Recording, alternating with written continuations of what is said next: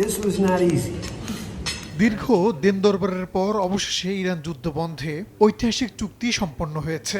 বুধবার ফ্রান্সের ভার্সাইয়ে সমঝোতা স্মারকে সই করেন মার্কিন প্রেসিডেন্ট ডোনাল্ড ট্রাম্প। বিষয়টি মোটেও সহজ ছিল না বলে দাবি করেন তিনি।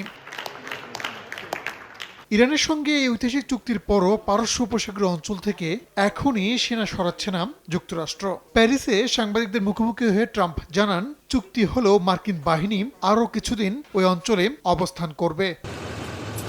চুক্তির অন্যতম প্রধান শর্ত ইরানের পারমাণবিক কর্মসূচি নিয়ে ট্রাম্প কিছুটা নমনীয় মনোভাব দেখিয়েছেন। তেহরানের উচ্চ সমৃদ্ধ ইউরেনিয়ামের মজুদ ধ্বংস করার চেয়ে ইরান যাতে কোনোভাবেই পারমাণবিক অস্ত্র তৈরি করতে না পারে সেটিকেই বেশি গুরুত্ব দিচ্ছেন তিনি।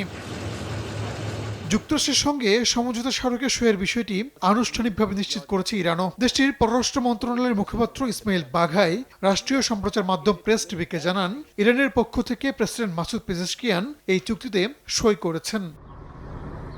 চুক্তি সই হলেও ওয়াশিংটনের প্রতি তীব্র অনাস্থা প্রকাশ করেছেন ইরানের পার্লামেন্ট স্পিকার মোহাম্মদ বাঘের গালিবাফ।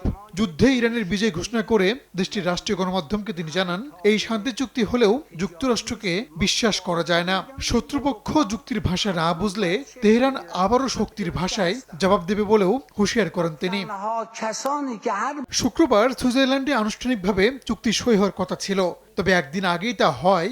দেশ দুটিকে অভিনন্দন জানিয়েছেন মধ্যস্থতাকারী পাকিস্তানের প্রধানমন্ত্রী শাহবাজ শরীফ। বলেন, শিগগিরই হরমুজ খুলে দেবে ইরান, প্রণালী থেকে নৌ অবরোধ তুলে নেবে যুক্তরাষ্ট্র।